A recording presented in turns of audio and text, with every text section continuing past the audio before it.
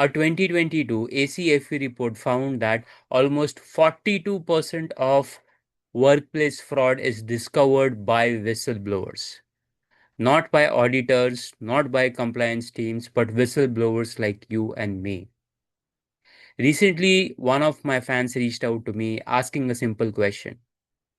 She said that she has recently joined a new organization and she found some financial irregularities in the organization amounting to a huge number.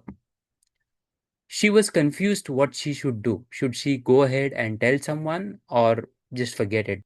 Well, if you are also someone who stumbled upon a fraud or is curious to know what to do if you stumble upon a fraud in your company, then this video is for you. We are going to look at what are the steps that you can take to safeguard yourself in such a scenario. But before we dive into that, if you have come here for the first time, go ahead and subscribe to the channel so that you can look at other such intriguing questions getting answered on this channel. Now let's begin.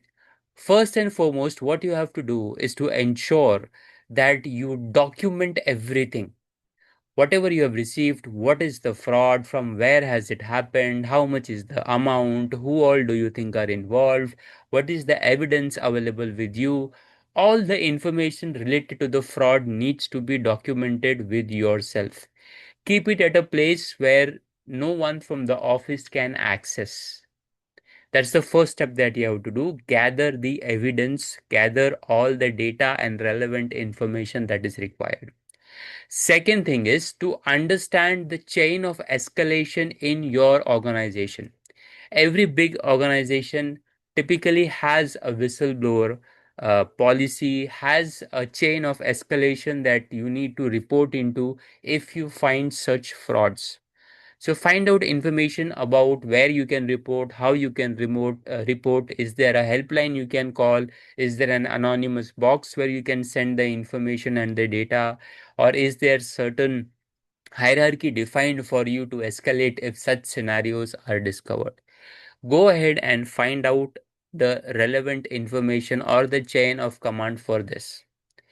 Once you have done these two steps discreetly, mind you, discreetly being the keyword here, discreetly try to find out from experts, legal experts, and other such experts that might be out there in the industry, are you safe? Because most of the countries do have whistleblower policies which help the whistleblowers or protect the whistleblowers. So find out how are you placed. Is going to expose such things going to cause any problems for you? Would it be legally okay, legally fine? Or is there a step or a process that needs to be found out legally? Once you have done that, then the first thing you should be doing is approaching the internal channels. Do not go ahead and directly externally start giving out all the information.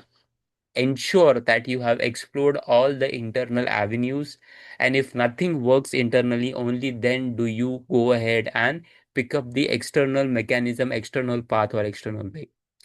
And the fourth and the most important thing that you need to keep in mind and avoid doing is to directly confront the person who is responsible for this problem or fraud or whatever it is that you uncover. Remember, if you directly approach the person, then all the evidence will disappear. He or she will try to cover all the, all the steps they have taken, all the errors they have committed, and you might end up, not finding any of the clues which basically help you discover this particular fraud. So never go ahead and confront the person who's responsible for it directly. I do remember one of my colleagues had reached out to me when in his current organization he was working and having discovered something similar. He followed the internal route and went ahead and escalated to an ombudsman that they had in their organization for such issues. And the ombudsman helped go ahead and resolve all these issues, and his name was entirely hidden and kept secret. So you need to be careful. Going ahead and blowing the whistle is a good thing to do. It keeps your integrity intact, but be careful and mindful how you do it because it's the same thing that can get you fired as well. I hope you've liked this video so far. If yes, go ahead and click the like button, and also don't forget to subscribe to the channel. If you have any other such questions, go ahead and drop me an email at wiseryouatwork@gmail.com as given below. and I'll definitely try to answer your questions. If you want to watch a couple of more videos that answer equally interesting questions, I'll tag a couple of videos here. You can go ahead and watch them. And if you have your own experiences, then go ahead and share them with the audience so that they can learn from it. That's it from my side. Adhirakshit signing off.